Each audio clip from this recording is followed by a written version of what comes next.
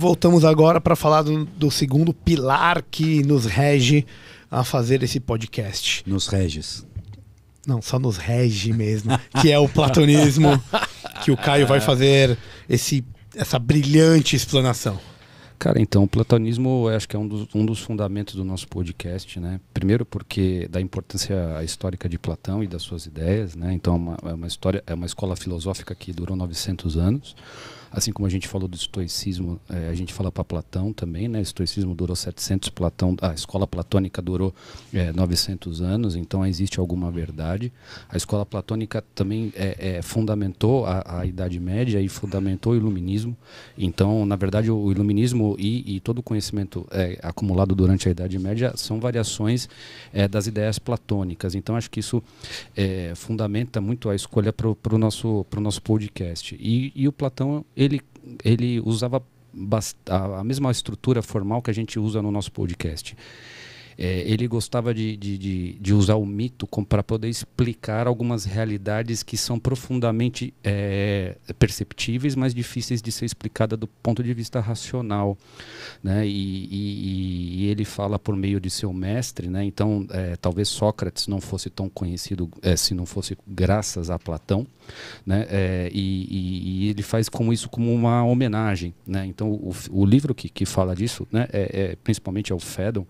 É o segundo livro que, para quem quer entender um pouquinho de filosofia, né, que deve ser lido. O primeiro acho que deve ser a Apologia de Sócrates, o segundo é o Fédon, e é ali que Platão começa a falar das suas teorias. Né, e nada mais é do que como é que é ter uma vida examinada. Então a primeira pessoa na história que fala da importância de ter uma vida examinada ao ponto de doar sua vida foi Sócrates, né? E Platão foi discípulo de Sócrates. Sócrates estudou 10 anos. Diferentemente de Sócrates, que era um cara notoriamente pobre, que não tinha posses e tudo mais, Platão era de uma família aristocrática. Ele era descendente, sobrinho de um dos 30 tiranos, né, que governaram Atenas, né? Então, que governaram a Grécia. Atenas, perdão. Então, ele era era descendente de uma família aristocrática, e a família pediu para que ele fosse conhecer Sócrates para ser político.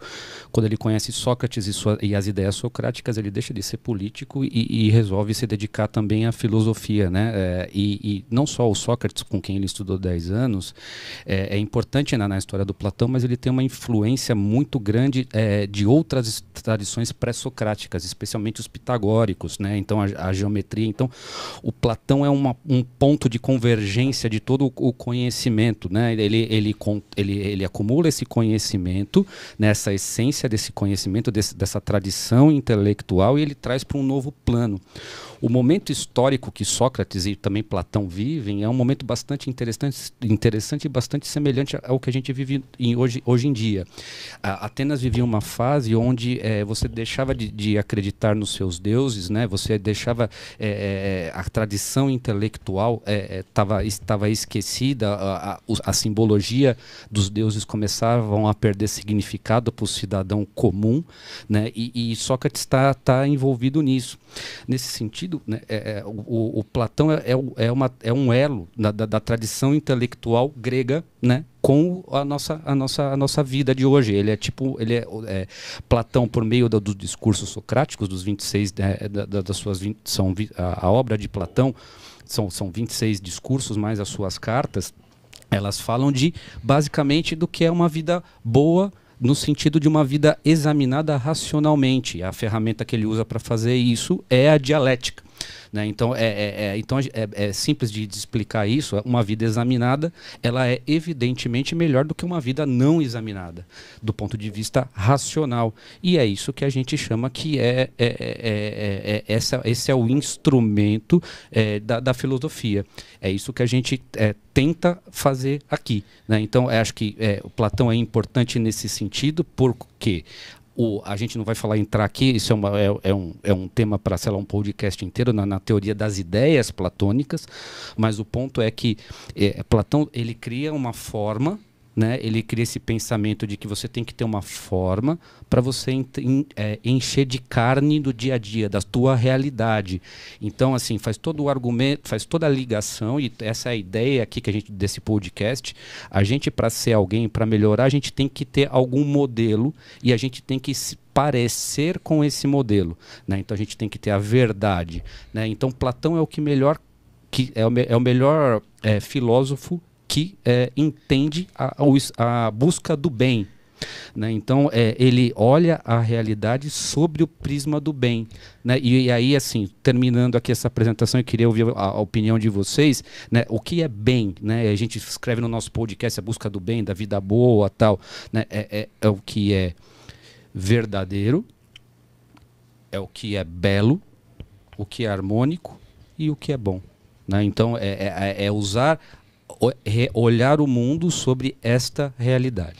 Eu acho que entra muito a questão de Sócrates tá vendo de fora a situação e não está envolvido diretamente com ela, até para ele poder colocar as ideias de uma forma clara e não ter outros vieses de confusão ao lado dele. Então, essa dialética, esse discurso, essa retórica que a gente vai ter, é muito importante que você tenha alguém, que foi o que Platão fez, examinando Sócrates, do lado de fora, não colocando a opinião pessoal dele no assunto em si. Não tem autoridade, porque o que ele está fazendo, o Fédon, por exemplo, o que é isso, né?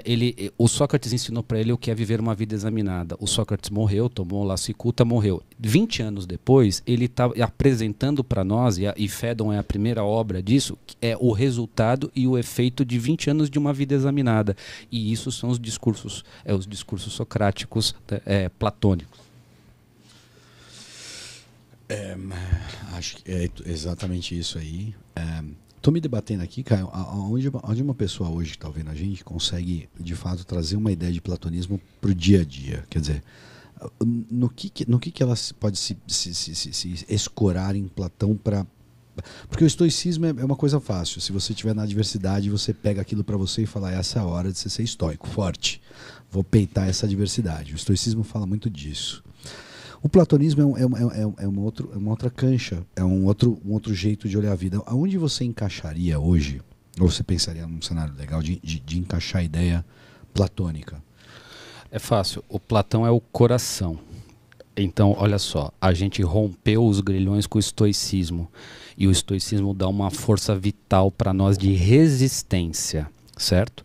O Platão ensina para a gente a forma da virtude, né, que a gente vai falar na próxima explicação, né, das virtudes e da importância das virtudes, né? O próprio estoicismo tinha lá suas virtudes, né, suas 4 virtudes cardeais, mas o Platão dá a forma de todas as virtudes, ou seja, ele te dá a energia, né, e te mostra onde está a luz, né? Então, assim, o Platão, a busca do bem, o sol representado no mito da caverna, ele representa como o bem, né? Então é essa busca, e é essa busca, exatamente. Um rompe o grilhão, o outro dá o caminho. Platão mostraria pra gente a luz verdadeira pra gente sair da caverna, né? Então, ele é o sol. Ele é o sol. Ele é o sol, e aí a gente precisa da força das virtudes para chegar no caminho do bem ou no caminho platônico, né? Da busca da saída da caverna.